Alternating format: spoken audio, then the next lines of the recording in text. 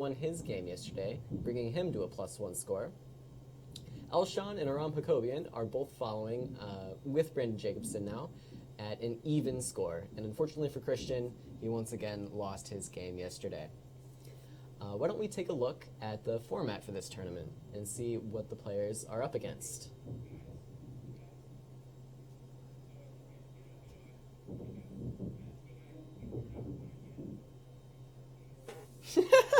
All right. All right. But that was the only way we were going up? Is that what he said? I'm confused.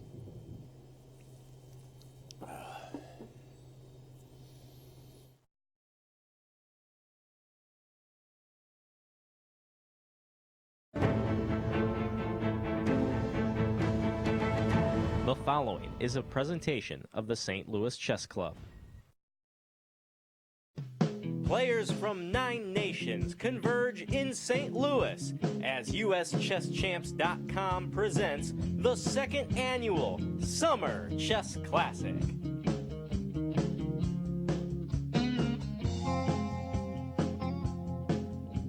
Hello and welcome back to the Summer Chess Classic. We're here today with round 7. We are your hosts. My name is Caleb Denby, and I'm joined, of course, by Grandmaster Jesse Kraai. I think we had some technical issues there, but we should be live and ready to go now. So once again, welcome back to round 7. Yesterday was a tumultuous day, as we were saying, and the standings have really been shaken up. So why don't we just take a look and see where the players sit after round 6. In Group A, David Howell and Jeffrey Xiong are both still tied for the lead, with no real changes happening up at the top yesterday. Sam Shankland and Shankland-Jones are now following with an even score, and Liam Lee actually brings his score up to a level 3 out of 6 after winning his game yesterday against Darius Sweerts. And over in Group B, Grigory Oparin is now the sole leader in Group B because Sergey Ganguly unfortunately fell yesterday to tournament last place in Group B, Igor Kovalenko, who seems to be heating up despite his slow start to the tournament. Sam Sevian managed to win his game yesterday as well, bringing him to a +1 score, tied with Sergey Ganguly, a half point out of the lead. Hovhannes Gabuzyan is still following with a level score at 3 out of 6. And over in Group C, Arturs Nixons now leads by a full point thanks to his win yesterday over Elshan Muradiabadi. That was a very crazy game, and Elshan definitely had a lot of chances to take down Arturs, but Arturs came out on top after some tricky endgame play. Dmitry Gordievsky managed to win his game yesterday as well, bringing him to a +1 score, the closest man in the field to Arturs, although it'll be interesting to see if he can close that gap before the end of the tournament. Also notably, Brandon Jacobson seems to have recovered from his unfortunate middle of the tournament. He started off leading and then lost a couple games, but he's back on form, winning his game yesterday, bringing his score back to even. And let's take a quick look, actually, at the format for this tournament. There we see the playing hall, and there are 3 6-player double round robins. So there are 3 different groups, as you saw in the standings, and everybody plays everybody twice. So as we're in the latter half of the tournament, these players have all seen each other before now. The time control for this event is 90 minutes for the first 40 moves, with 30 minutes tacked on for the remainder of the game after move 40. There's a 30-second increment starting on move 1, and there's also a 30-move draw rule in effect, so no draws before move 30, except by repetition. And lastly, let's look at our schedule. There's 1 game a day, with just that 1 rest day in the middle, so no more rest days till the end of the tournament. We'll be here every day, starting 2.5 hours after the start of the rounds. The rounds at 1 p.m. and our broadcast at 3:30 p.m. Although notably, the Grand Chess Tour is starting up tomorrow in Croatia. So if that broadcast happens to run long, we will still be here, but we may start just a few minutes late, depending on how those games go.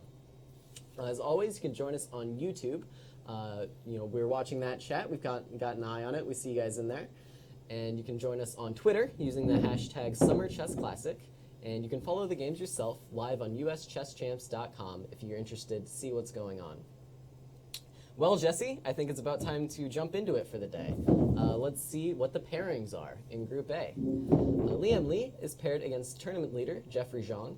Darius Sweerts is also paired against tournament co-leader David Howell. And then our key matchup for the day is actually between Sam Shankland and Shankland-Jones. These players drew in the first meeting of this tournament, but they're both looking for an opportunity to catch those leaders. A win today would likely do it for either of them. We see the players there looking at the board, and why don't we check out what's going on over the chessboard?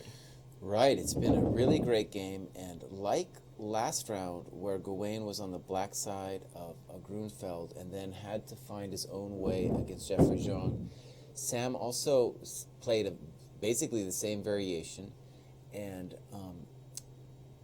Gawain again had to figure it out on his own and is again playing great. And I think he's definitely got the edge here. Let's go back and take a look how it went. So we had our Grunfeld business here. And like with Jeffrey, Shankland chooses bishop e3, rook c1. And we're just playing a system where we're trying to consolidate our center. And in that game with Jeffrey, Gawain castled. And here I was in there, and watching it. And Gawain clearly started thinking here and is wondering, like, what should I do? This guy has prepped against me.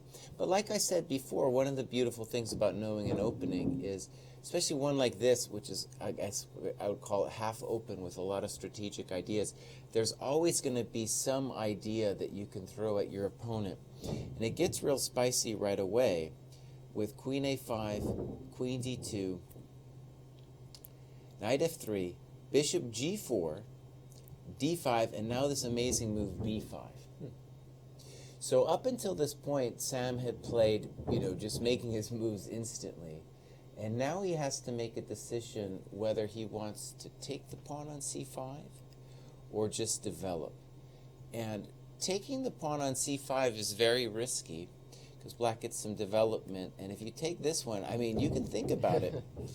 There might even be a different move. But in any case, this is going to be a huge counterattack now. Does white maybe still have enough because he has two pawns? Maybe. That's, I'm sure, one of the things that Sam was asking. But it's incredibly dangerous to do this. Yeah, this looks pretty crazy. So instead, bishop e2, knight d7. And let's just say briefly, the idea in the Grunfeld is you've got these pawns and you want to use them for two reasons. One, to create enough drama on the side of the board that white's central majority doesn't squish you or come at your king.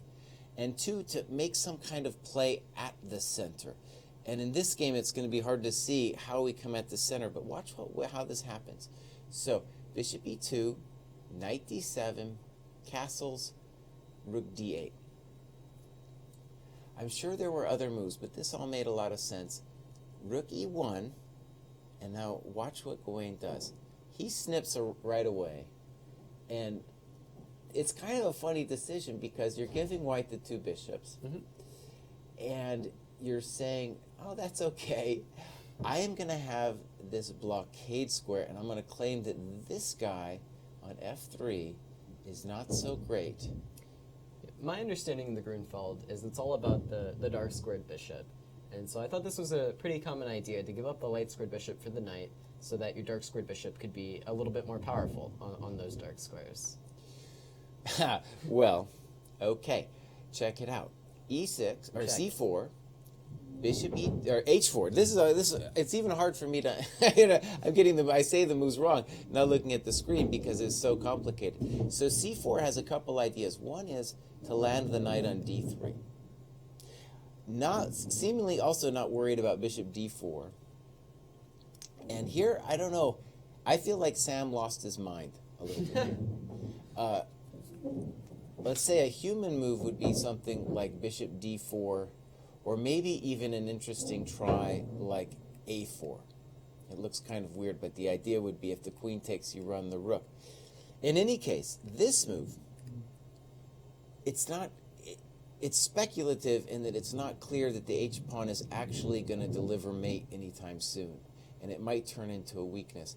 And so what's interesting to me about the next couple moves is that Gawain sees this as his, how should I say it, his not only opportunity, but like his validation for going for the crazy. So here we go. E6, bishop g5, and a very simple plan, knight e5. And that's what I mean by going by the validation. That's the wrong word. But in any case, if you take now, your king side is wrecked and the h-pawn is under fire. Justification, maybe. Justification, something like that. Okay. In any case. 95, yeah. So giving up possibly the rook in exchange for those shattered pawns. Well, and Shankland says, I don't want it. Understandably. And then he says, I think he might have wanted it. Because this is even more crazy. And I know fans remember last game, but there was just an incredible struggle with Gawain as black, and he also played a position that is very reminiscent of what happens now, with pieces hanging everywhere, that resolves into a positional struggle. So h6, fe, snip, snip, and at first sight, it's hard to tell what's going on, but the bummer is that it's very difficult, basically impossible, for white to hold the e5 pawn, because black is not going to open up the rook, and when that pawn goes, the dark squares are going to go. So it's an interesting moment here. So I think there's more than one move black could do. Black says, I'm going to try to beat you even without the queens on. And at first I felt like, okay, maybe this is just going to head for a draw. But no, white's made some weaknesses, and it's still a problem. So snip, snip. This is a very accurate move. Of course, most players would want to play that without thinking too much about it. There's two problems. One is bishop g4, and the other is when I do this, that we're going to see in the game, I play rook b1, you can't defend because I'm going to play bishop c4. Oh. You So need that connection between the rooks. you need the rooks to be connected. So dd8, a4, rook b8. It's very intense, and it feels, I think a lot of players would think that this would be a draw, but actually, I mean, white might achieve a draw in this game, but there's actually some real suffering to be had here, because the dark squares are going to be weak. And you can see that the c3 pawn fell, kind of inevitably too. Rook b5, and here was the moment where black really decides to go for it, with check, king f1, and then no trade. And so now we have this interesting moment where white has to really be sure not only to not lose because of the c pawn, but the king could come under fire with a move like f5 at some point as well. That was why Sam really thought for a long time on bishop d4. Now, one thing maybe I don't get, and we're going to see that in what's played out now, is that if black wanted to play rook bc8 like he does in the game, then maybe we should do it here, because in the game position, now maybe black has something planned, but there's this question to be answered. And I'm assuming Gawain has some kind of idea here, but I don't see it yet. So I'm sure Sam's thinking, well, Sam is thinking about it right now. We can watch. And so I don't know if there's some answer to that move. It seems like if there's not, it's just going to go into a draw. But you can see, like, I want to stress is those weaknesses on the dark squares really mean that we can keep playing here. All right. Black. So yeah, I guess they're in it for the long haul then. So I guess we'll give them some time to figure out what's going on. Actually, let's see. A couple moves have been played. Sure. So where do we sit now? Rook bc8. d6 was played. Okay, so they understand something that I don't necessarily. Let me just see if. Do you see anything here? Am I missing something? Yeah, this is. I mean, maybe f5. It doesn't feel like f5 should be it, but maybe. I think f5. If anything, if I'm worried about anything, it's f5. And notice that if I get that, then it's totally over. Right. So if I just take the pawn, I guess you take e4 with check. I play king e1. Oh, but watch this. I can go check to the miserable king, and then take here. So maybe you should take on c4 with the bishop. Right? Yeah. That looks like a better try. Oh, but then there's no squares. On king e1, this falls. And on king e2, I mean that's even. Yeah, that looks terrible. f5 is rough. Right. Okay. So So the D6 question was is, answered as what the deal was, and the problem with D6 is that pawn is lonely. That pawn is lonely. It's going to be very hard for white to back that pawn up. C3 is not lonely. Bishop D3 and rook C D8. So Sam is in big trouble. Notice that the idea, I think, of rook C D8 is now if ever E5, we're still going to play F6. The rook on F8, while it looks dormant, very much wants out against the white king. Yeah, this is going to be tough to hold. I guess the question for black is, can he keep enough pawns on the board to really make this work? Because once you move like E5, F6, then G6 becomes weak. And I think we actually see that happening on the board. Right. I think it's lost, honestly. Because it's not just that you lost some pawns, it's that the king is going to come under attack. Right. So this just happened, EF, and let's just assume rook F6. Mm-hmm. So yeah, Poor king is toast. E2 or E1, neither look pleasant. And I always have a default of just taking this guy whenever I want. Mm-hmm. So that looks real bad. That looks terrible. That looks terrible. So Xiong-Jones, the master of the Grunfeld, don't even mess with this guy in the Grunfeld. So yeah, if Gawain wins today, of course, then that puts him level with the leaders, Jeffrey Xiong and David Howell, unless one of them manages to win today as well. Right, and so after we look at our other groups, we'll come back and look at Jeffrey's game. Jeffrey actually lost, so we're gonna we'll talk about that soon. Yeah, breaking news. So yeah, Jeffrey, one of the leaders, did lose this game against Liam Lee. Right. So that'll definitely shake up the standings. But let's take a look over at the pairings in Group B. Igor Kovalenko is paired against Daniel Friedman, which I believe that game has actually ended in Igor's favor. So Right. Igor went from the bottom of the standings to 2 wins in a row.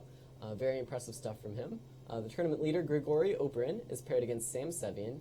And then Surya Ganguly against Hovhannes Gabuzyan is actually our key matchup of the day. Surya, of course, lost yesterday, bringing him a half point out of the lead. But with a win today, he would go back level with that +2 score. So, we see the players there in a very complicated position, which I think might favor the black pieces. What do you think, Jesse? Well, before we get into this, I want to tell my friend Igor Kovalenko upstairs, buddy, come down. You played a brilliant move. I don't know if it's a brilliant game, but it's definitely a brilliant move, so we want to talk to you about it down here. In this game with Ganguly, I definitely felt that Ganguly outplayed Gabuzyan early on. And we've actually seen that almost every game of Ganguly's, that he's outplaying his opponents and sometimes has grief later on, but definitely playing some beautiful positional chess. Right now, we have the dream of the whole Blacks opening with everything coming alive, right? Right. Yeah, some complications, but that pawn on c4, the rook on b4, all of the pieces seem to make a lot of sense for black. Let's backstep just a touch. So we had this complicated position here, and actually maybe even here I felt for sure white was better here. Queen f1, queen e2. We've got, look at it, yeah, everything's coming together. Right. Everything's coming together. And so I felt it's kind of slipped here. So a5, I'm not sure I understood that move. Bishop e6, bishop a4, again, I'm not sure I get it. Queen f1. And then taking that pawn, unless we get something radical for it, it seems like we're just activating the silly bishop on e7, right? Yeah. c4, exclam. And notice the bishop on a4 has a little grief now. f4, knight g4, simple chess. f5, knight e3, bishop g5. So, Ganguly, yeah, it's been a rough couple rounds. I don't know. I'm sure he's calculating FE now to see if he's got any something. Yeah, this is. But I guess just this optically, is the it doesn't look try, right. But yeah, it doesn't look right. Well, what do you do with black? Do you take back on e6? Do you try to take d2 somehow? I think this is a luxury decision, i.e., I think I can do more than one thing. Okay. I'm going to save the Kovalenko game because I think we're going to talk about that in the studio. Yeah. And then let's go to Group C. Yeah, let's take a look at the pairings for Group C and then see how the games are shaking out. Alshon Muradibadi is playing against Christian Trilla today. Tournament leader Arturs Nixons was paired against Aram Hakobian, and that game ended peacefully. I think Arturs is maybe finished with these crazy back and forth games and wants to solidify his lead. And we'll see how that works for him, because Daniel Gordievsky is right on his tail. Today he's paired against Boy Genius, Brandon Jacobson, as we like to call him. And a win today would put him a half point behind tournament leader Arturs Nixons. We see the players there at the board. They drew in their first meeting in this event, but there's a lot on the line now. If Dmitry wants to catch Arturs, he really needs a win today. Well, right, and it's been a weird, well, a very unfortunate thing for Brandon, because he definitely started off, let's just say, either, well, a pawn up without that much compensation for white here. So here's the position that, let's call it the first critical position, where black is up a pawn and white is honestly not doing all that much. He's just not doing that much. So, you can make a variety of strengthening moves here, whether they're one of the rook moves and h6 moves. You've got a lot of choices. Brandon decides, let's do it right away. And it gets a little hairy. It goes AB, bishop d5, queen b1, c4, knight e5. And I'm going to suggest that that's the move that Brandon somehow underestimated, because now there's just simple problems with this diagonal. And maybe, sometimes you get overconfident because it feels like your opponent's just down a pawn and it's time to break, but Right. c5 definitely, in hindsight, seems premature with knight e5. The best Brandon could find was bishop d8, but now we're just up a pawn. Yeah, it's quite the change. Right, so black went. So white won his pawn back and one more. And not only that, but even if he wasn't up a pawn, we would still say white's a little bit better. He's got the rook's better, the bishop, the bishop on d8 has to get fixed. So, Stuff like Brandon's having a rough time.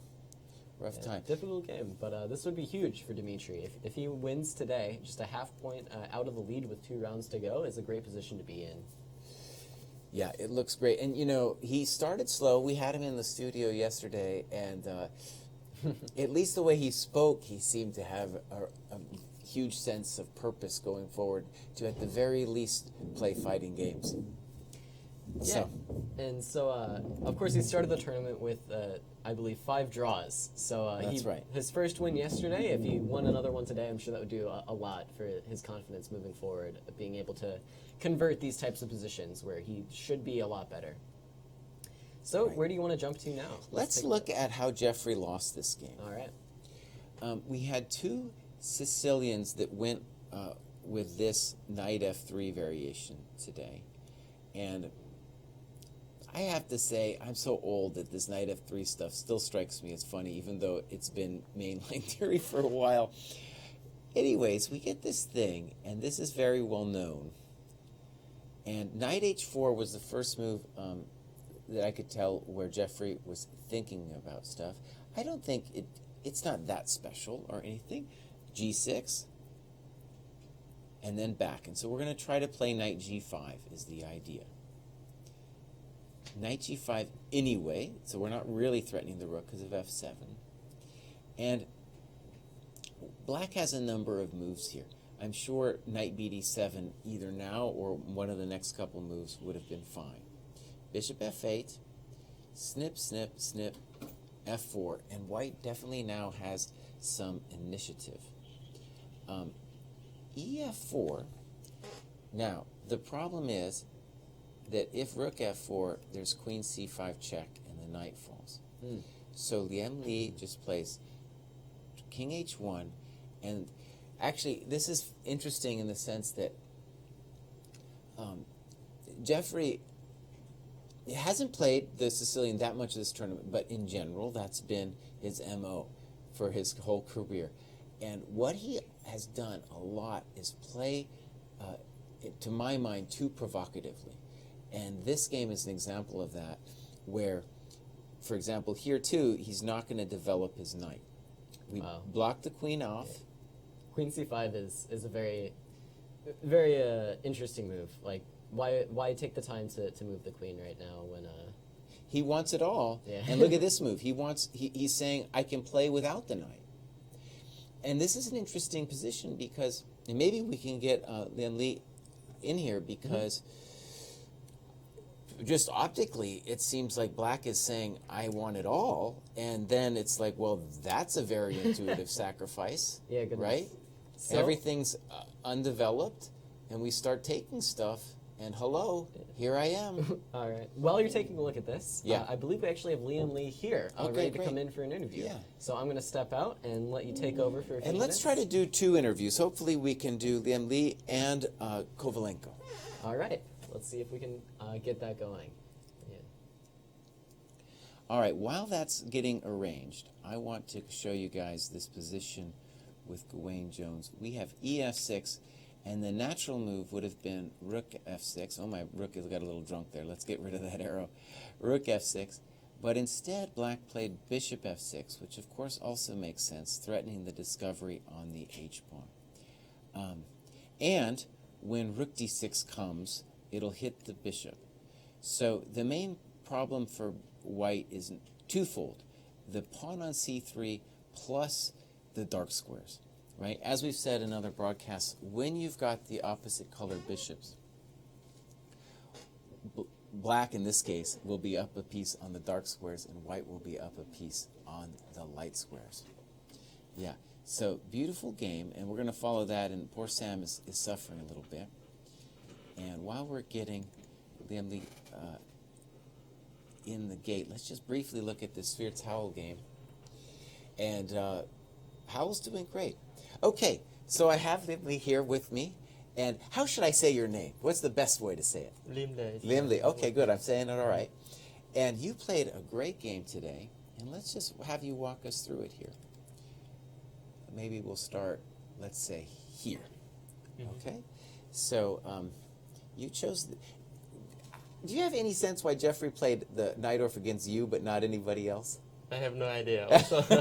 Also, I was surprised he played g6 first move against Darius in an earlier round. So I think his opening is a little bit unpredictable, and I don't know how he came up with this. But it's my first time playing this system, Bishop e3, so I don't think he expected it. Right. Okay. This is all feels normal to me. Yes, right? yes, everything's normal. And then maybe that was the first newish move. Not really. I think it has been played before. But he was thinking about it. I remember looking. Yeah, I think he was just recollecting his own analysis. Yeah. Okay. So g6 seems right. Bishop h6. Yeah, rook here d8. is probably the first critical moment of the game. Okay, he has 3 squares for the rook. I think rook e8 is supposed to be the best move because, just in case you want to defend e6. Rook c8, there may be some tricks like queen d2, knight f5, and maybe that's why he didn't like it. So he played rook d8 to defend d6 and at the same time threatening knight takes e4. Right. But in the long run, it might be just misplaced on d8. It might be, yeah. In the game, he had some trouble defending e6. So after rook d8, I played knight f3, and here he couldn't play knight bd7, I think, because the difference is now I can take on e6 and go knight g5. Right. So there's and if the rook were on e8, then he just play bishop f8 and defending everything. But here, now I he's think in he has trouble. to play queen c4 and then queen f3, and I think white is better because some queen h3, b3 sometimes. Sure. Yeah. So yeah. Okay, good. That's good to know. So, knight g5. Now, maybe I missed something here, but in this move and several other moves, I thought he should play knight bd7. I thought so. Yeah. Yeah. Bishop f8. I think it's a mistake because his bishop was necessary to defend the king side, and trading that weakened his positions. But I think he didn't like knight bd7, queen f3, and if bishop f8, queen h3. What is white threatening, though? 95? What is white threatening on the knight d5 here? Yes. Okay, right. So, I feel like he could do all kinds of stuff. Maybe here. Yeah, but normally the knight doesn't belong Maybe there. okay, Yeah. fair enough. It's possible move also. Yeah, I mean, Right. I would just play something like rook e1 and wait to see what he's doing. Okay, yeah. The main problem is that his knight on f6 cannot move, and his king side is a little bit weak. So I felt, now maybe I have a totally wrong narrative of what happened here, but I felt like he was really pushing it. Like bishop f8 is this very strong claim of like, oh, I'm going to trade my bad bishop for your good bishop, and I don't have to develop my stuff. Right? That's what it feels like to me. And then he makes some other big, bold moves later too, right? yeah, I think knight bd7 first and then bishop f8 makes more sense. Yeah. Sure, it makes more sense. Yeah, here I was very happy with my position after f4. Because Sure, who wouldn't be? Yeah. I mean, if without f4, if my rook was, for example, on e1, then I wouldn't have disadvantage. Sure. But yeah, here it's already very difficult for him. It seems to me like he should still be thinking about knight bd. Well, he But can't knight though d6 because is this. hanging. Yeah, Oh. that's the problem. Well, at least maybe he can check first and play knight King bd7. h1. Yeah, he could do that. Yeah. So maybe this. King And h1, knight bd7. Yeah, maybe that's what he should do. Queen. you obviously have a nice initiative. You could play f5. You could do other things. Yes, yes. But right, it felt like that's like whoa, develop Jeffrey, develop. Nice move, very nice move. Yeah, probably EF is the critical mistake, as you say. Queen c5 first and knight bd7 has to be played. Right. After EF, I think king h1 is already So maybe close to winning. for right. white. Right. Yeah. So because, and let's show the audience, when he plays queen, so he can't play knight bd7 now because of queen d6. Yeah. Okay, h6, we were discussing this lie after the game. Mhm. H6, rook takes f4. And I suggested knight bd7, just give up the pawn and try to defend that endgame. But still, knight bd7, rook, queen takes pawn, king g7, and my knight has to go back f3 or h3. Let's say knight, I don't know, h3. You can't take that thing. Oh, maybe I can.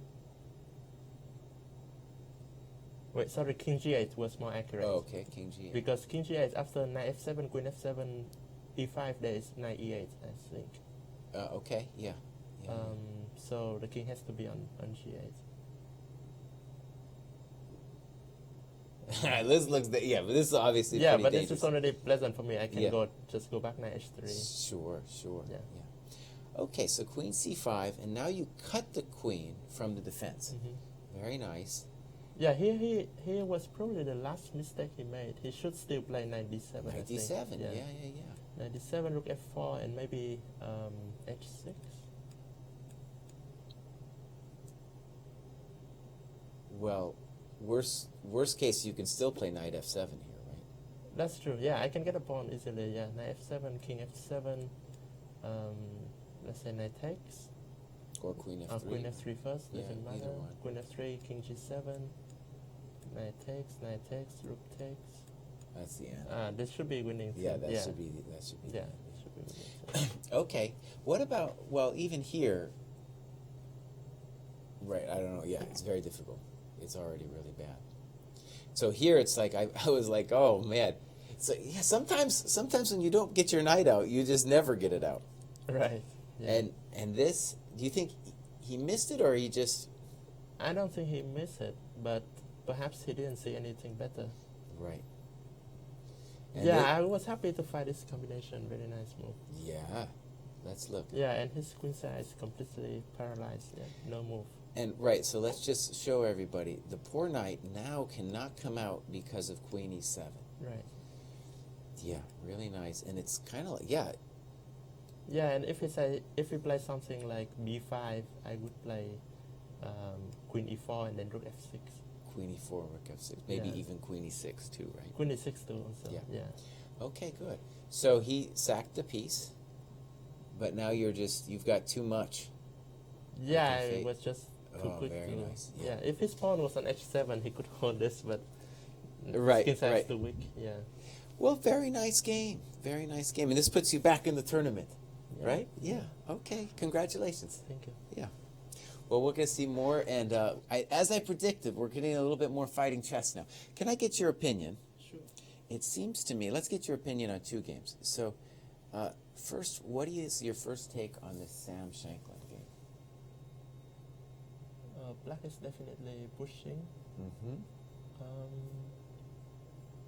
Is Sam's move, right? Yeah. Lost or just terrible? It's terrible, but I think it's holdable. Okay. It's only only one pawn down, right? So if he took on h5 now, All right, let's say he takes.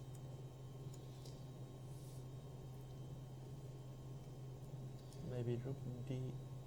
He's got a lot of moves, like rook d8, maybe rook rook a8. Yeah, yeah. Ooh, man.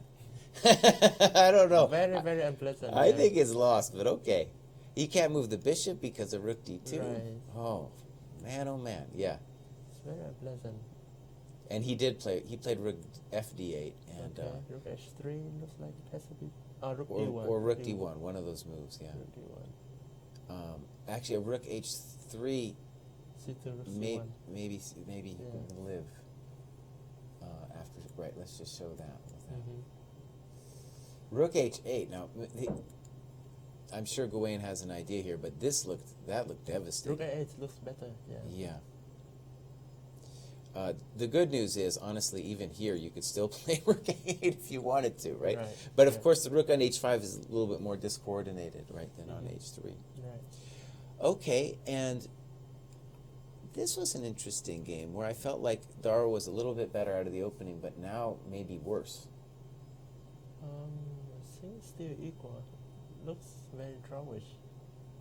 I mean, this whole line, if both sides just sit there and wait, I don't think they can do much here. Okay. I just figured it's Black who's the one who gets to decide now whether he plays e5 or c5 someday. Yeah, but that's when you play e5 or c5, you open up space for the Fair white enough, bishop. yeah. So Fair enough. Yeah, queen c1 was just played. yeah, I think it's gonna be a draw. All right. Good. Well, thank you for coming in. Okay. Yeah, and we'll see you soon. Thank you very much.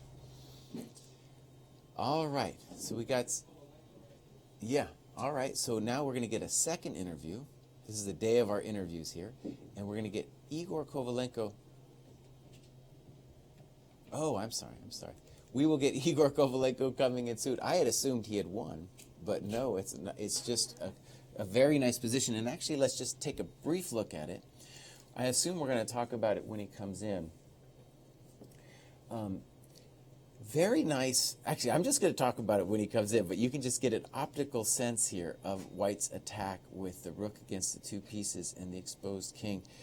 He still has to find several good moves, but given the exposed nature of the king, I'm assuming that this has to be winning, even if there are technical difficulties involved in doing so. All right. Ganguly. Yep. Ganguly is suffering.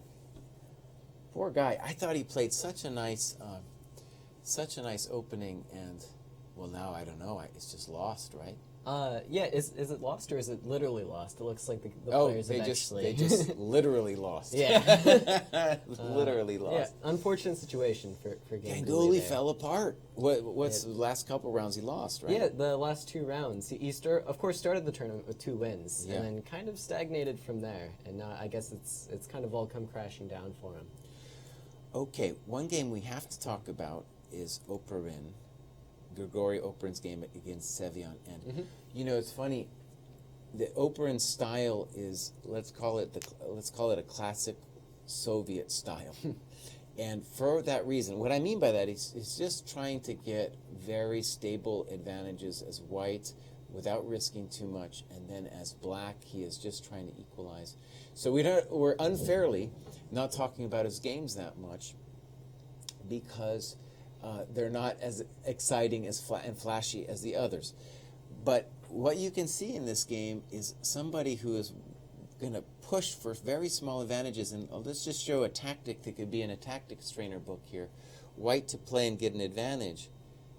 Bishop takes b7. There it is. Very nice. And if knight takes b7, what do we do? I'm gonna say queen takes b7. Queen takes b7. Did I pass? That's right. You passed. All right. So white got this advantage. It's not over yet.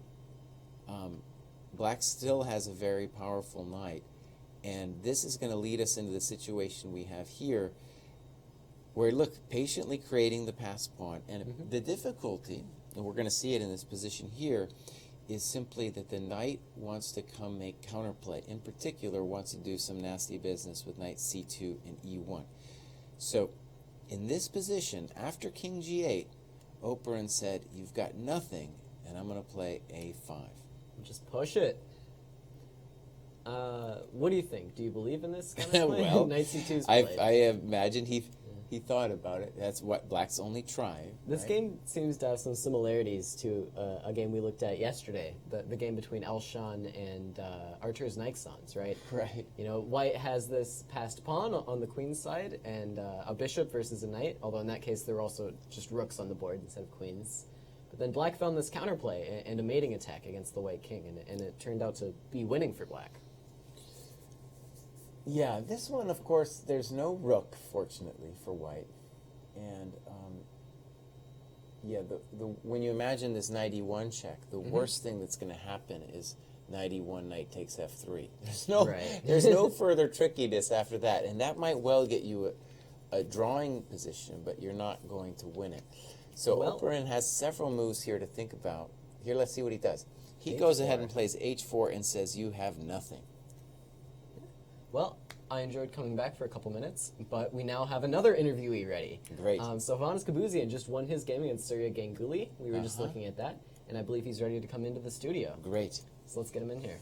And while we're getting him in, let's just look at this h4 move, and I think I'm going to say the idea is something like this. We're going to give you this pawn on f3. We're just going to gift it to you. And then we're going to play a move, either queen d4 or queen c5, and say you have no counterplay, and that what is important in chess is, or excuse me, not in chess, but in the queen ending, is not the how many pawns you have, but how many pass pawns. And so this is a very simple and beautiful structure where White will play queen b6, a6, a7, and there's no way to stop that. So it seems a technically winning position. Very nice play. Okay, we have Mr. Gabuzyan in with us. Yeah, really interesting game. This is our second Sicilian with knight f3. So we're copying the other game that we had earlier. And here we are. Any thoughts on this opening before we get into the game? Actually, I didn't expect this line with bishop b3, so I wasn't prepared. I remembered some queen c7, the line that I prepared before the tournament. But I'm sure somewhere I messed up and I got just a terrible position. Right. So yeah, it seemed like he had the dream position. yeah, it was a great advantage. I didn't know where to put my pieces because it was like a disaster. Yeah, really. I'm playing the knight for like 15 years. I never remember me having such a bad position out of the opening like so quickly. And you did, like, all of those moves you just did seemed pretty normal, but already it seems difficult. I have a feeling I should have played probably knight c5 and tried to keep my bishop on e6. Because over here, after queen e2, I don't know how to react, because a6 is hanging all the time, so I cannot play rook c8. So any knight c5, even I guess he can take somewhere, or he doesn't really have any idea, so he just plays f3, how happened in the game later. And so I don't really threaten to play knight e6, because b6 is going to be hanging. And it's not really clear how to put my pieces, so I just tried to put my rook on c8 and keep it solid, but it was really bad position. Like, pressure was growing with every move, and right. yeah. So, I'll tell you what, this is what I thought I thought all these moves he made were brilliant. Yeah, they were very good moves, actually. Yeah, I didn't see much for Black. So my point here was just not to lose immediately, you know, when you have such a bad position. Okay, just to try to hold it. Yeah, and I thought my queen on f8 is gonna be very solid to keep my king safe. Like protect this Sure. f7 and d6. So I don't know. I mean, it's textbook what he did, right? Really nice. Yeah, really, this is a dream position for white. And but after knight c5, it wasn't that easy. Queen f2 here, right? I played knight c5. Yeah. Yeah, and it wasn't that easy to get something really concrete. And Well, I thought this was as critical. Like from here on, I felt like something slipped. yeah, a5 I don't like really a5. Yeah. Because it gives me some options to play bishop b6. Probably it should be something with knight e3. But the problem of white is whenever I play bishop b6 in many positions, I'm gonna threaten to play c4 and b2 is hanging. Accidentally, like my passive rooks on b8 and c6 are starting to play, and it's not very simple how to react. So Maybe a simple move like queen to the light squares, e2 or f1. I was thinking, right? and I was going to play probably bishop b6. I don't see much options. And then for white. maybe because knight g4 is no longer on the table, maybe f4. Well, I don't like f4 for white because they're weakening dark squares, and actually I have a dark bishop. So imagine even if I take and play something like knight e8, which looks super passive, but I'm gonna activate my bishop through g5, f6. Well, I will have some rook b4 moves, and actually, at least I got some counterplay. I don't know how is the evaluation, but it's way better than the opening, the when I didn't have any moves. Yeah. Okay, but yeah, this was the moment where it obviously, or at least it seems obvious that white has an advantage, but it's hard to find a Yeah, plan for sure. I had the same feeling. I was like kind of surprised because I out of the opening, I was prepared to resign somewhere whenever he makes some tactic and grab my pieces. So I was like, okay. And here it wasn't that easy to find something. Yeah, I don't know how I've been following Ganguly's games, and he's been playing beautiful positional chess, and then last round too, he was doing okay, and then faltered in the end, and so this was like a5 is the beginning. It's not. He's still better. Still better, but for it's sure. a little but bit I weird. had the feeling that this a5 square, and when he plays a5, he's probably gonna play bishop a4. So I played bishop b6, and this rook b4 move is gonna come somewhere. So I was kind of calm here. And this idea, rook b4, pawn sacrifice, knight d6, c4. Well, he took your knight d6, c4. I don't know like the engine evaluation, but during the game I had the feeling that at least I'm not bad anymore because b2 is hanging. I have two bishops. And he activated these two guys. Yeah, and suddenly my setup, like super passive setup with queen f8, bishop b7, became really good. And now it's possible to. Yeah, I think that was I don't know what he should do in this position. I think it's very hard. What's biggest problem? But definitely not taking a d6. Sure, for sure, for sure. I don't know actually. But I didn't see much options for him. I don't know. Maybe the mistake was before because his position is already fine. I was already going to play for a win here, like because if he plays something like knight f5, I just take knight f5, bishop f5. He takes f5 and just take on b2. So this bishop on a4 is a real disaster for white now. And after some king h7, bishop b4, bishop c5, and it's a really good position for black already. Right. Yeah. So yeah, now I guess f4 is a blunder, knight e4, and I don't see him because f5 is the only logical way to continue. Otherwise, I take on f4 and knight e3, and that's and then it's like it happened so fast. we went from such a beautiful position to this. It was like a couple of I had the same feeling. Yeah. Okay, we've seen a lot of games this tournament where the defender comes back and wins. It's like from a position it seems like not possible. Yeah, it was like in 2 moves. I was like he took on d6, c4, and that's it. Yeah. All right. Well, thank you for coming in. Thank that was real nice. Let me get your opinion on some of these games. My sense, okay, this one might be easy. That seems lost for Sevian, right? Put the queen on b6 and march the pawns. Oh yeah, these endgames are usually like if pawn is on f2, there are no real checks anywhere. So he's probably gonna give some pawns like g5, I don't know, e5, e4, e3, but it never works. Right. Pawn is on a5, so it's lost for sure, I guess. So let's look. How about this one? Oh, I have a feeling, black might be winning because, of course, they're opposite colored bishops, but rooks are super active and it's not very simple to find a place for a king. Maybe king f1 should be played, because king d1 looks super dangerous, but I don't know, it looks like some tactics are going to come out. Because this pawn on c3 is protected and black can start using the active position of the rooks. Maybe some rook a5. I don't know. This position requires some calculations. Right. Yeah, to my sense was... Yeah, it's not very easy to evaluate. But of course, great chances to win, I guess. Right. Yeah, that was my sense too. Okay, thanks so much for coming in. Thank you, too. All right. All right, everybody, we will look at some of these other games. As we heard Liam Lee say, he thought this position with David Howell and Daro was about equal.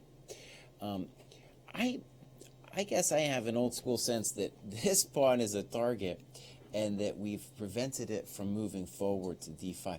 Nimzovich called this the incinerator. So that's why I feel like if anyone's a little bit better, it's black. We're going to be headed into incredible time pressure, though, in the next couple of moves, and so mistakes will be made. And if we get a shot of Daro, I guarantee he is sitting up on his ankles. I guess I got caught on that one. Usually when he's in really deep thought, he'll be sitting up on his ankles like a little kid, and it's kind of fun to watch.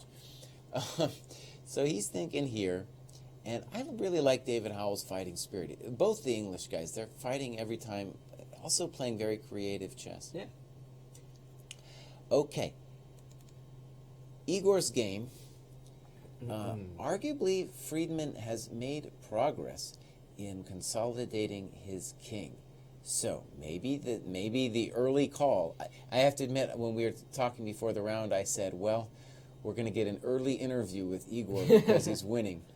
And the position he got here is a beautiful, I thought, well, really interesting thing that he did. So if we go back, in this position, I thought he was a little bit better. And then he made this weird move, b4. And I didn't really understand this move. a5 happened, and it's like, it seems on the surface that we really helped black out. Because all of a sudden now, it looks like there's this play, and maybe the queen will go back to a8 to protect this bishop. This was black's only real problem. But watch what he does. This is very reminiscent of a lot of the Kasparov games from the 1980s. We're going to play d5, opening the bishop, cutting the queen, right? ed, and we're going to say, queen, you need to go somewhere else. He takes. Now, that was a big decision, and maybe queen a6 was better. But here we go. Snip, check to the miserable king. There's that famous Kasparov rule of like cutting the board into fourths and seeing where the pieces are. And so all of black's pieces, especially the queen, is kind of stuck on the queen's side, right? So that's why you can start doing this type of sacrifice.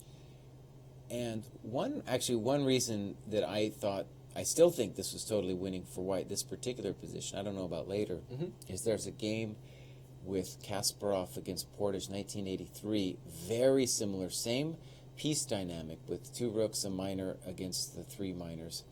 And because the king is open, you can say it's over. And I think that's true, but somehow Igor lets this thing go. Wow. It still seems great. It's hard to imagine. It's hard to imagine here. And actually, with the Kasparov game was the D file, and here it's the E file that's trying at least to cut the board in two. And I don't know if we've technically cut it. That's going to be an interesting question. Bishop F7. Both sides are still going to make numerous mistakes here because of the time pressure.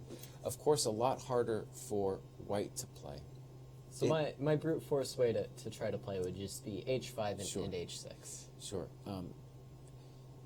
Looks like H5 is actually just H5, yeah. Been played, although is it white's turn again? I can't see really. Yeah, they got the sun shining on the board. We can't really tell, but H5 definitely on the board. Yeah. First day not full of rain in St. Louis. And then Rook D5 was played. Rook D5. Okay. Yeah, we see both players down to about 5 minutes on the clock. So obviously trying to make it a little difficult, maybe with an idea like H6, Knight G6.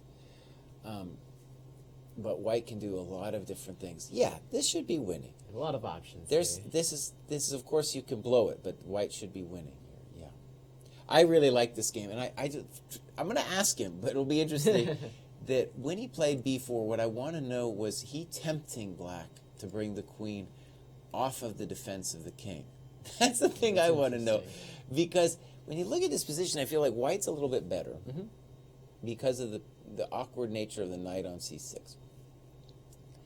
But it's hard to know what to do. And b4, I don't know, it doesn't seem like we're actually threatening anything. Mm-hmm. And it invites a5. One weird thing about it is black could have played just knight takes. And I assume he's okay. Yeah, I think it's pretty deep to say b4 was trying to lure the queen away from the king's side, but maybe. I mean, what is true is that if you want to mate black, you need to get the queen out of there. Mm-hmm. And so, yeah. Oh, yeah, it'd be interesting to ask what motivations for b4 were if they were to bring the queen over. Right. I think that would be kind of amazing if it was. Okay. As we said before, it looks like Sam is losing against Oparin. Very nice technical play here. Mm-hmm. And yeah, I think this is just over in a very classic way. So, Why don't we check in on Dmitry Gordievsky against Brandon Jacobson? sure. It's like quite a bit has changed since we last looked at that game. Oh, man. Well, the suffering is similar. Yeah. The suffering is similar. Well, Let's- still suffering, but maybe in... Let's look. We were around this position, right? Right. All right, let's see what happened. h6, bishop f4, bishop e7, simple chess, e4. Now, maybe this is unhappy to play queen a1. Just because with that the extra pawn I feel is best served as an attacker. Mm-hmm. But okay, so here we go. Snip, snip, rook a8, rook b1, and maybe white missed that. Even if he did, he still arguably has a very nice advantage. And there's a simple question right about, does g4 win the game? Well, at first glance, I want to say yes. So rook d8. Mm-hmm. No, I know. I just moved the bishop. So what is g4 might simply end it. Yeah, I'm struggling to find a reason why it wouldn't. Well, let's see. We actually have moves being played here. Looks like rook c1 was played, attacking the bishop, but still this g4 move is going to be an option. Right. So rook c1 and bishop a4. And let's put g4 back and see if we're missing something here. Just looks like a piece to me. It also gives our king a square to move to. Oh yeah, making Luft in the best possible way. And the nice thing, of course, is that it's really nice that this knight's protected. I don't have to worry about all kinds of other stuff. Right. Gordievsky has seconds, but he's figuring it out. He's wondering about g4. 13, 12, 11. Oh, buddy. He's worried about something on g4. I don't know what it is yet. So he just plays rook a1. I don't understand what the concerns were, but does this give black a chance to play something like g5 now to try and evacuate before it's too late? Yeah, and the good news, well, no, because bishop b5. Bishop b5. Okay, so of course on bishop c2, there's bishop c6 to break the pin, but yeah. So rook a1 is making a threat. So arguably the g4 hasn't gone anywhere. Mm-hmm. And I don't know what the concern was. Maybe it was some kind of bishop a3 thing. But in any case, here we have bishop b4. Mm-hmm. It's an interesting way to try and and now we're maintain touching the balance. this guy, which might help us if any kind of rook d8 business. So is that the plan on bishop b5 now, to play rook d8? Well, It let's must be, right? let's imagine g4, rook d8. And it looks like the plan. He does play g4. Oh no, he doesn't. That was me. That was me. G4 is played, actually. You Okay, can so see on the g4. webcam. Okay, good. And maybe to do? he might have given him a shot out of this game, out of this trap. Let's see. I didn't think it was working. So rook d8. Yeah, rook d8. What if I just take on a4? Okay. Good. So, d2, and then you're just going to go back to d2, e3. and then I'll just put the bishop back on e3. Good, good, good. The knight maintains. The knight still lacks its squares. And I think we're seeing something very similar to that right now happening on the board. This has all been played. Oh, Brandon, you were doing so well, buddy. You were doing so well. Rook d3, and we're assuming bishop e3. Oh, Brandon, buddy. I guess it's resigns. Yeah, you can't even give up the exchange anyway, because if rook takes e3, pawn takes e3, and the knight is still trapped. So I made fun of Gordievsky for trading queens, but that worked out very quickly. That worked out right away. Maybe this guy knew what he was doing. Let's actually look at how clever that was. So rook b8, queen a1. Now, they're in time pressure, so all kinds of things are happening. But of course, here, of course, the claim is that the bishop is bad. Rook a8. Oh, right. So the rook a8, arguably now what you need is bishop a8. Bishop a8 too. You got to at least wonder about rook a7. Yeah, everything, all the pieces are just a little awkward for black. Oh yeah. So actually, this queen a1 move was. And so I'm sorry. If you play bishop a8, is there just knight d7? So I'm going to say maybe you should have done bishop b7 here. Okay. So, what were you saying? So you were saying bishop a8 instead of rook a8, maybe. But yeah, and then rook a7, I think. Knight d7 even is what I was. Or maybe knight d7. I think both are the same because on knight e5 we've got de. Sure. Yeah. So this looks like it's forcing. We do see a handshake there. So resignation over the board. And so probably in these early positions, g4 would have won as well, but white is just making sure it's very easy. Making sure it works. So very nice game from Dmitry. And Dmitry, can you tell me what's his score now? He's +2, right? He is +2. Yeah, +2. Just a half point behind Arturs, who is +3 on the event so far. And made a quick draw today. Maybe he's feeling a little too secure in his +3 score. It definitely might not be enough with Dmitry hot on his tail. So what is going on in Group A? All right. Let's check back in on those games with the suffering that we like to talk about. So here we go with Sam.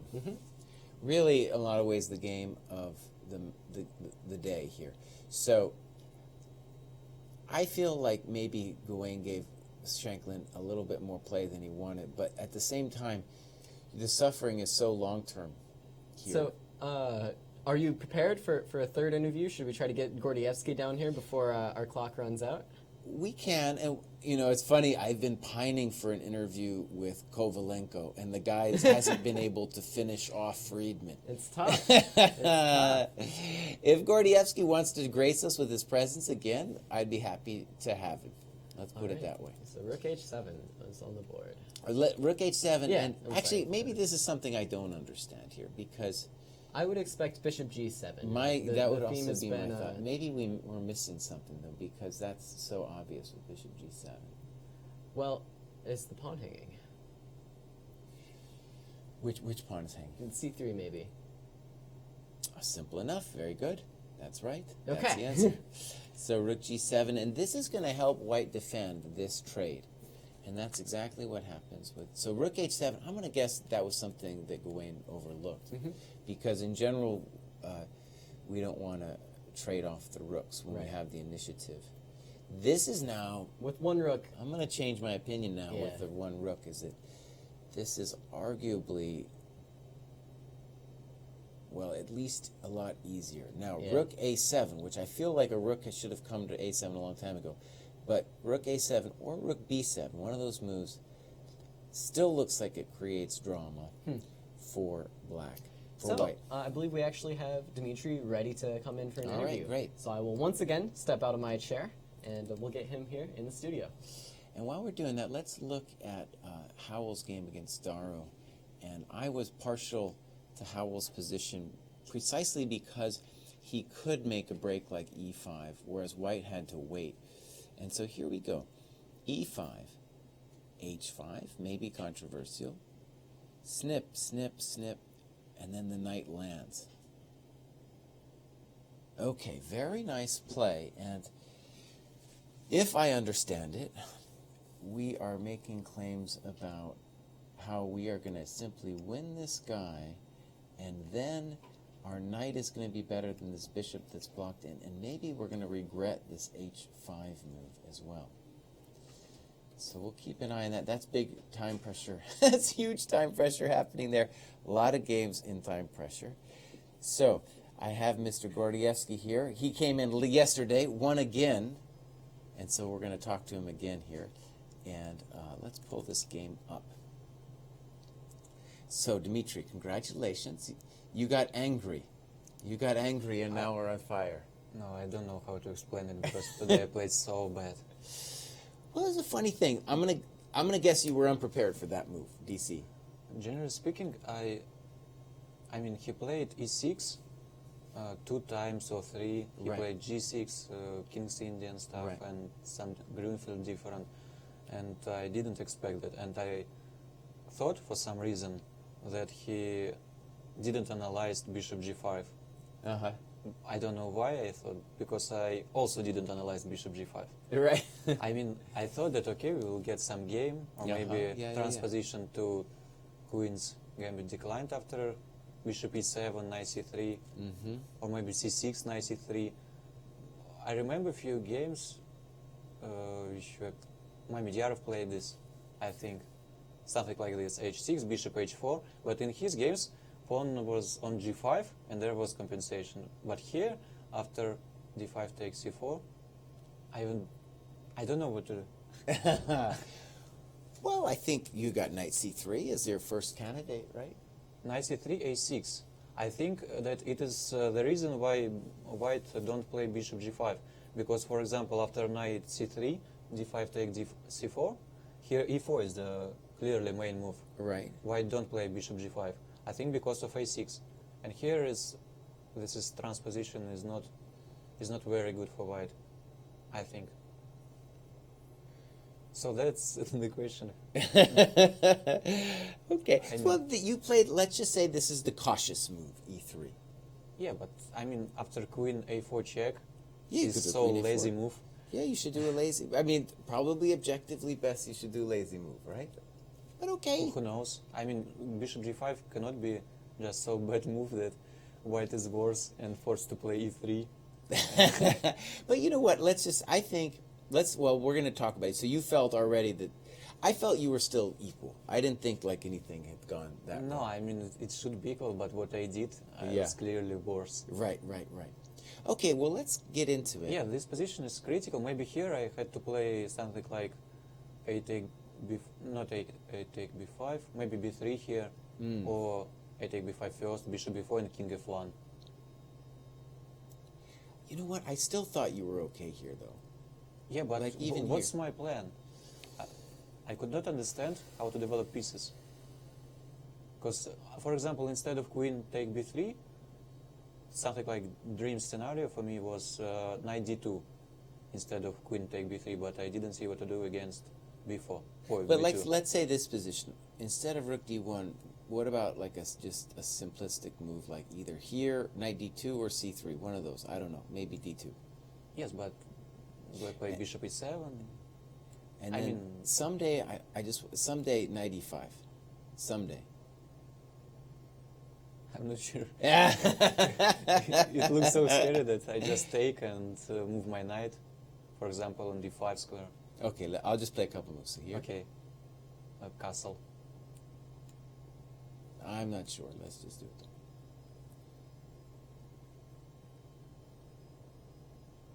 Okay, but what if I just take and play knight d7?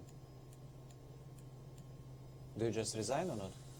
Oh, I don't like resigning. No, I mean, it looks so bad. Something like this. You know, I don't know. And you were going to try to put the knight here. Yeah, but even maybe I can even do that. I don't know. knight e4 immediately. Yeah. Bishop take g5. Take bishop c8, queen take e5. I think that I grabbed too many pawns. No.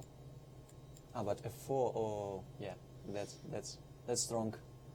All I know, I mean, I don't really know anything, but I just feel like you still have, in this position, you still have enough. You know, it might be hard to find the plan, but you still have to have enough in these positions. Yeah, right? but during the game, you should prove that. Yeah.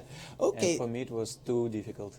Tell me if you think the following. So I thought this was like his critical position. Yes, of course. It's like I offered to draw to him. Right. Here. And I think he was thinking about 1 hour. I don't know.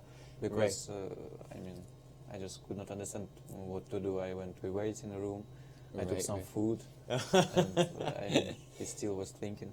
So do you think he missed or underestimated knight e5 at the end of all this? So it went c5. Like here's the other thing. He can do so many different things here, right? No, I mean, if he just stays, it's very comfortable because I move my knight to a very good square on d3. I play bishop f3, and I started to like my position if black don't play c5. Maybe the next move would be rook a b1, because I mean, if black don't play c5, I can prepare for this move better and take on b5, and I never would be worse. I mean, I'm not going to say that white is bad or something like that, but for example, my next move would be knight e4, and then I just take on f6. So maybe h6, for example. Yes, h6, bishop h4. But here my bishop, I want to say that instead of knight d2, I was thinking about bishop h4. Because after all these c5 exchanges, queen on c5, attack my bishop on g5. But here, I mean, h6, bishop h4 is good for me, I think. Okay. Next move, yeah. At least now he has this option. Anyways, here we go. c5. c5. AB. Take d5. Of course, the strongest was c5 take d4. There is no doubt. So let's look. And I thought that I can hold this, but it would be very long suffer. I mean, b take a6, bishop take a6, knight take, queen take b6, knight take b6, e take d4. And this is slightly worse for white. Yeah. But I thought that I couldn't, I mean, I didn't have any better opportunity. Okay, fair enough. So, But here, knight f3, bishop f1. are you in this position? Yeah. It looks bad, but yeah, okay, you have chances to hold this thing, sure. Yeah, I mean 70% for holding, 30 for losing. I think something like that. I always love when the statisticians come out.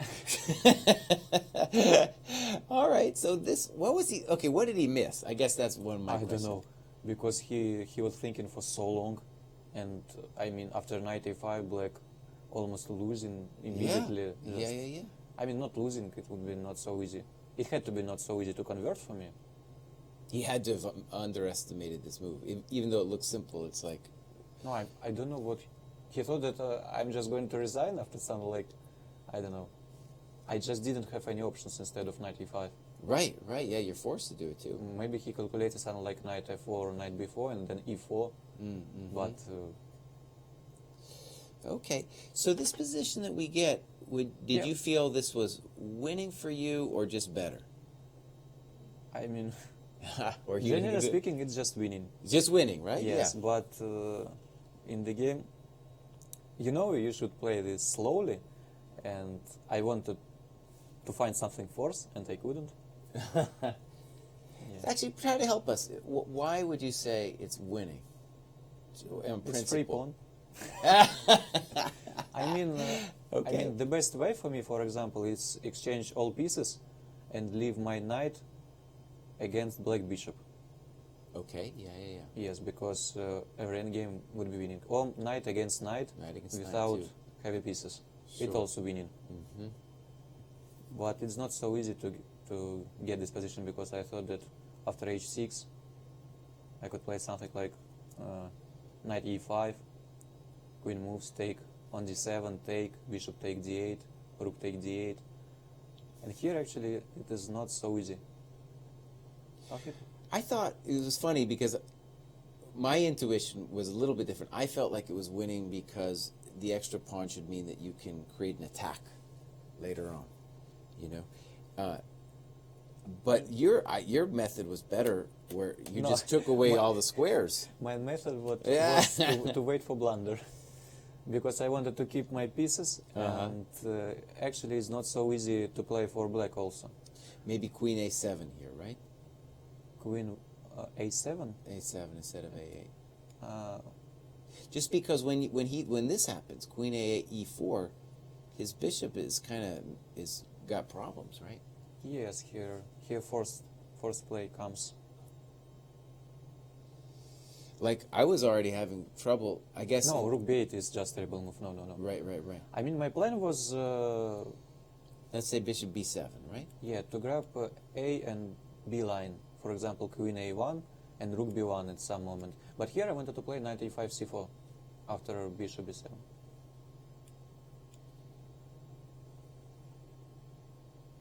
And I still have a lot of pieces, and next move is something like h3 to protect my bishop after I will put it on e3. Sure. You could do f3 too, I guess. f3, I don't One like. of those moves, yeah. Yeah. Okay. And then queen a1, rook b1, and because of square on b8, Right. it's under my bishop. Sure. Yeah, let's show that. So that just a simple idea to say that you're going to win the b file. Yes. Because of this one. Yeah, okay, that's nice. Yeah. And the pawns are dominating the black minors, right? Simple stuff. Let me ask you a question. So when this all happened, and of course time pressure was happening, and rook b1, Rook very b1 nice move. and rook c1, I could not understand which move is winning immediately. This one just feels, well, I guess they're both great. Yeah, they're both good. Yeah, because after rook c1, the only line which black have is bishop b7, knight take d7, take, rook c7, rook a1 is mistake because of knight f1, and I win piece immediately. Bishop c8, bishop b5, here bishop d8, rook take c8, rook take c8, bishop take d7, rook c1, knight f1, and rook d1. And in the end, black play bishop b6, and then I didn't see the way to protect my pawn. I mean, I can play something like d5. Bishop a4. Maybe d5 too, yeah. No, But- d5 is the way just to get 3 against 3. But this one we hold it, right? Yes, I didn't see bishop a4. Yeah. Your way was fine. But anyway, after bishop a4, rook b1, rook b4 idea. Uh-huh. I mean, if I lose d4 pawn, it should Sure. be huge chances to win. Uh-huh. However, I wasn't sure. I mean, when you have this position, you don't generally want Right. to get. Don't So, risk it. Yeah. Well, okay, so here's our question. We were wondering, here, you could have played g4 on this move, and then also, you had a couple chances to play g4 before you did it. Yes, okay. I mean, I'm not sure that it's so easy. I mean, after bishop a2, rook a1 is winning on the spot, but here, after g4, rook d8 is possible. And what to do? I'm not sure that it's so easy win. The bishop g5 is the next move, and I grab f4 square, or knight on d2 will be unprotected. So it's very tricky. Oh, good. Rook Okay, b3, good. We bishop didn't see a4. this, yeah.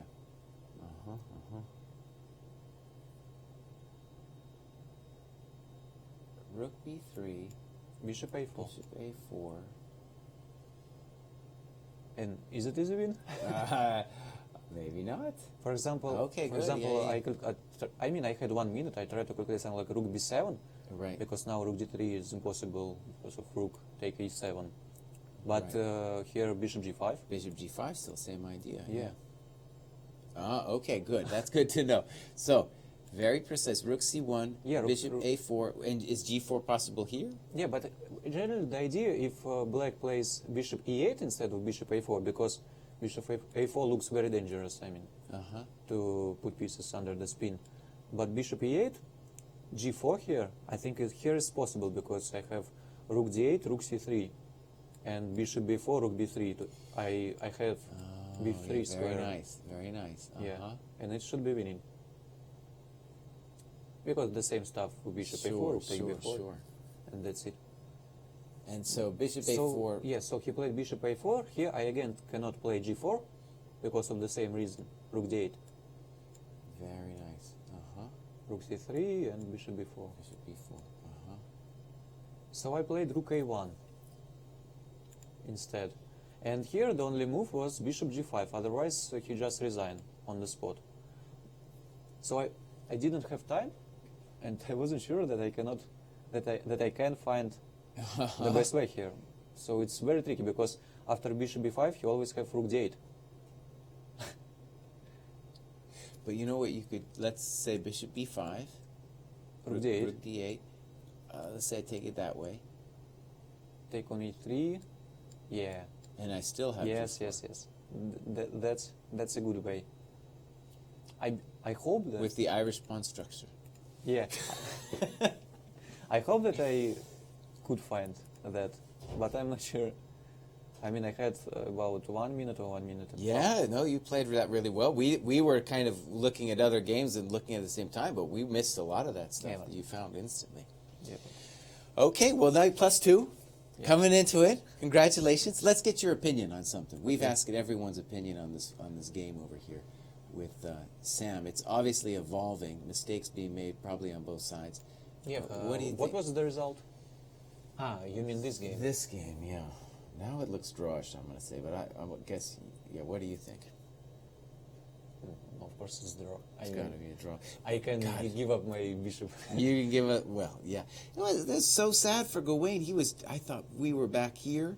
Actually, Yes. let's go here. For sure, I thought this Yeah. was winning. Actually, this position, we thought rook a8 instead of rook fd8. And we're like, what? Look at that thing. You know? But maybe bishop h7 check. I don't know, king f8 or something. Yes. It's hard to imagine. It's hard to imagine. I mean, rook b7.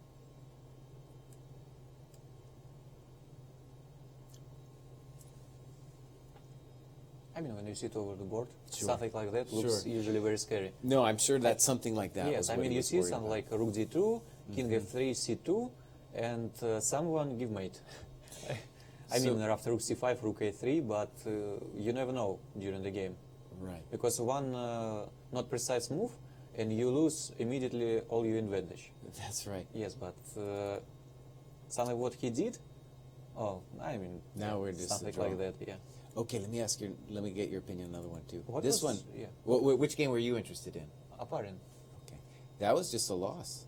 Yeah, let's. So he won. I actually the move stopped coming through, but he won. Yeah, I mean, I stopped Yeah. look his game when he was pawn up, I think. yeah, he was a pawn up. Yeah. Unfortunately, I don't know my PGN, it's gone missing. Which game? The Oparin game. No, I mean, if he, I'm sure he won, but Yeah. yeah. Which game did you want to ask? This one with the Howell game. Oh man, what a mess. For a while there, I thought that Howell was better. Obviously, we had some time scramble, and now I don't know what's happening. It was better. I thought he was better. Yeah.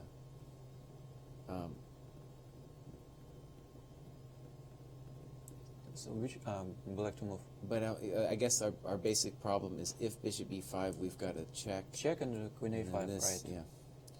So. Yeah, but here b5, you have to calculate more moves. What's that? b5 in the end of this line, after queen take a5. Because it seems like bishop e5 is the only move. Yeah, but I don't believe that it's possible to win this position. Take on a4. I mean, I can just move my pawn. c5, c4, c3, no? c4.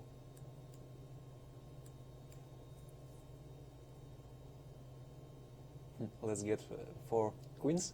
C3, A6, Queen C7. Oh man, oh man. Yeah, I have no idea. No, it's just impossible to win such positions. So let's go back to this queen.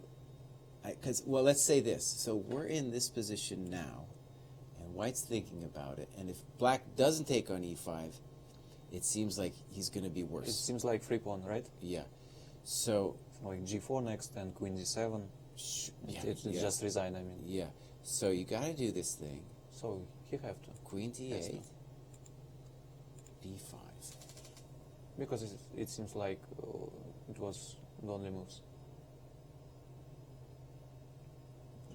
G4 is always impossible. Maybe I could get... I mean, Bishop E5 is the only move, otherwise Black just start an attack. Well, I can also play Queen D2. It's similar to what we just looked at, though. It's similar, of course. Yeah. Okay, so yeah, I guess that's looking like it's headed towards a draw. Yeah. And let's see if we... Oh, you know, this was a funny game. Which one? This Kovalenko game. I thought for sure... Oh, yes. This Bishop H7. I thought for sure he was going to win like an hour ago. You know, and now we're dealing with this. He had clearly winning position. You thought so too, right? It looked like clearly winning. Yeah. And now, maybe it's still better, but maybe I don't know. it was time trouble for him. I'm not sure. Yeah. Well, what is this?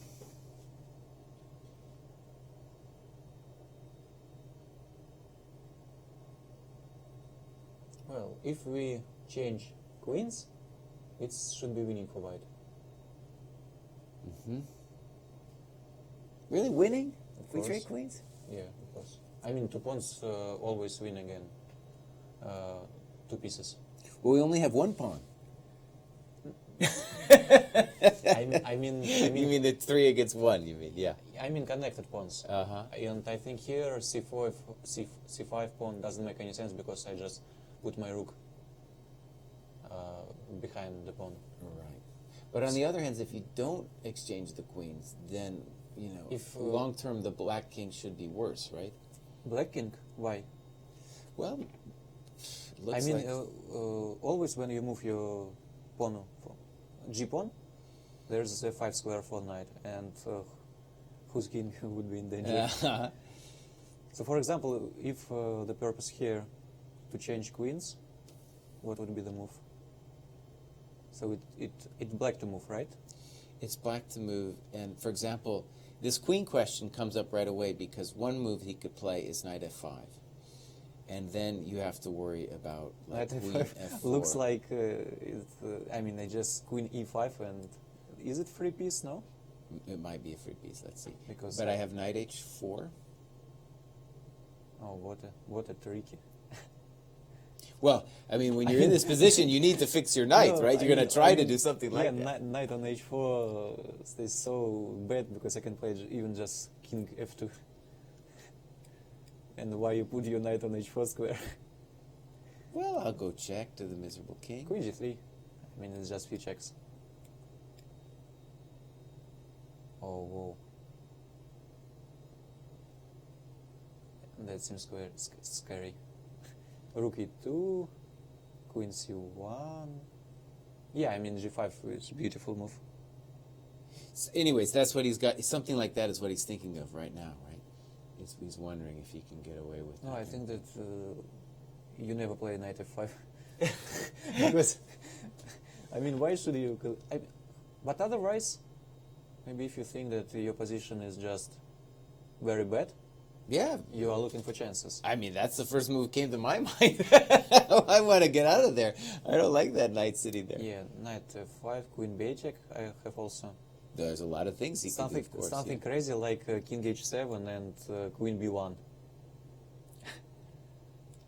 Yeah, that's interesting. I don't know what is that, but if I Maybe G6. g6, I don't know. You know.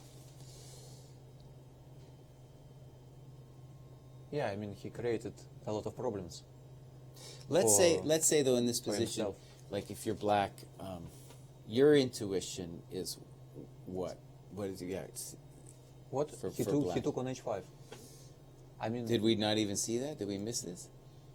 maybe. No, it is draw or not? Immediately. I mean, after rook e5, queen c1, rook e1, queen g5. It doesn't change anything. But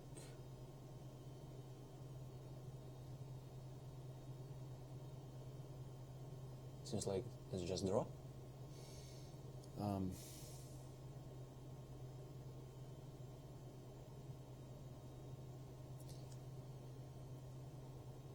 There's clearly no way for white. I mean, I think he just missed. What was his previous move from Igor Kovalenko? Let's see. God, he had such a nice position. He had such a beautiful position. F3, rook d4, F3. Yeah, but And then bishop F3 h5. seems like the only move after rook d2, rook d4. So the mistake was made previously. I mean, when we go back to this position, look at this position he had. Look at this position. I was like, that's a brilliancy. I want to talk to this guy. I want to bring him into the studio. You know, and the whole thing. And how much time did he have? He had more time at this point. Yes. Okay, let me get your opinion, because I'm not going to be able to get him in here. So I just want to ask your opinion. In this position. No, I was trying to find a clear win. Oh, yeah, I'm sure there's a clear win. Yeah. But we're looking at this position. I was saying to myself, you know, this move, did white play this move as a trick? Because it seems to invite a5 and queen takes. It seems to invite it. And then once it's invited, right, then we block the queen out. And then we get that business, and boom. Yes, if it works, it's just amazing. Yeah, it's a beautiful move. Yeah, so I mean, why black played rook e4? Well, I think it was already, I think that was forced. Why not king h8 maybe? King h8, queen Knight g5. knight g5, right? Yeah. Yes, and no defense. And after king, and what if king g8 instead of Same thing. same thing? And g5? G6, you mean? G6, yeah. Right? The end. Beautiful. Yeah, really nice. And the thing I want to wonder, though, right, is like, did he know it? Did he see kind of the idea when he did this? That would be next level. If he saw the idea already with b4. No, maybe, I don't know, it's hard to say. When you white, you just think that, okay, I'm not going to play g5, it just will be always draw. What's my move instead of b4? I have something like h3, so what's my idea? Maybe I can put my rook on c file, rook e2, rook c2. But Right. all of this doesn't look scary for black. So you think, okay, I play b4, it is not bad move. Maybe somewhere I will play queen d3 and b5, and then black answered a5. And he realized that b take a5 the only move. I mean, b take a5, I think was possible, but he played queen a5, and you think, okay, so, and then maybe he found this idea. I think it was like that. Right. Okay. Well, the guys are telling me we're past the hour, so you're at +2 now, right? Yeah. Very good. No, I still have chances to win all Yeah, the of course mini you can win matches. the whole thing. Yeah. So congratulations, and we'll hopefully see you back here again. And are we going to do a wrap-up? Yes. We'll do a wrap-up here. All right, thank you so much. All right, while we're getting Caleb in here, let's just say poor Gawain. That's his position. He's going to make it maybe to 100 moves in his frustration. And David Howell is trying to imagine if he can get away with bishop e5. We think he can. Then, of course, Igor's still fighting. It looks like it's going to be a draw. A remarkable save in that game. Oparin won, of course. And Elshan drew with the count. We didn't talk about that game, but Elshan drew with the count. And Artur's, of course, had early draw with Jacobian. And Brandon Jacobson lost to Gordievsky, as we just witnessed. Really crushing blow. We needed people to let him win so that he would keep playing chess and be encouraged, because it's very hard to be a young man and also be a genius and What a need day. positive encouragement. Yeah, what a day. And what a tournament so far. Why don't we take a look and see where all those crazy results left us after the action of today. So Liam Lee, of course, won his game, putting him at +1 on the tournament against Jeffrey Xiong. David Howell is still playing, but it looks like the rest of the games in Group A are going to shake out to be a draw, is what we're expecting. So at the end of today, hopefully we will have Liam Lee tied with David Howell up at the top, with Jeffrey, Sam, and Gawain all following close behind at an even score. And over in Group B, Grigory Oparin continues his streak and wins his game today, putting him at 5 points. A full point ahead of the next closest, Hovhannes Gabuzyan, who won his game against Surya Ganguly, continuing kind of Ganguly's downfall in this event after that beautiful start with 2 wins to start the tournament, now 2 losses in the last 2 rounds. Sam Sevian is also following, but lost his game as well at 3.5 points. Daniel Friedman and Igor Kovalenko are still going, but now, this is the game we were just looking at. We're expecting maybe a draw. Igor definitely let something slip there. And in Group C, Arturs Nixons is still the tournament's sole leader with a draw today, putting him at 5 points. But Dmitry Gordievsky continues to win and is hot on his trail. Elshan, of course, drew his game, as you just mentioned, against the Count. And Aram Hakobian also drew today against Arturs. And Brandon Jacobson, after that wonderful start leading the tournament, we thought he was back on track yesterday, but the loss today definitely has to hurt a little bit. Yeah. We have some exciting upcoming broadcasts after this tournament, as well as during this tournament. There's some exciting stuff going on. The Croatia leg of the Grand Chess Tour, a classical chess leg actually, is going to be starting tomorrow. So tomorrow morning, be sure to join us here, and you can watch the Grand Chess Tour coverage live. Our show is actually might be impacted a little bit by this show. We will be starting either at 3:30, or if Croatia runs a bit long, we'll be starting a half hour after the end of the Croatia broadcast. And after Croatia, we actually have more chess action here in St. Louis. The U.S. Junior Championship, the U.S. Girls Junior Championship, and the U.S. Senior Championship are all coming to St. Louis starting July 10th. So we will have coverage over all of that here as well. Well, what did you think about the games today, Jesse? Beautiful games. Beautiful games. It's getting really intense. Yeah. And it's going to continue for the next, we got 3 more rounds. Yeah, 3 more rounds. Rounds 8, 9, and 10. A round longer than last year, I believe. Yeah. So my name is Caleb Denby. This is GM Jesse Kraai. It's been a pleasure hosting you here for today for round 7. And hopefully you guys can join us tomorrow for more action at the Summer Chess Classic.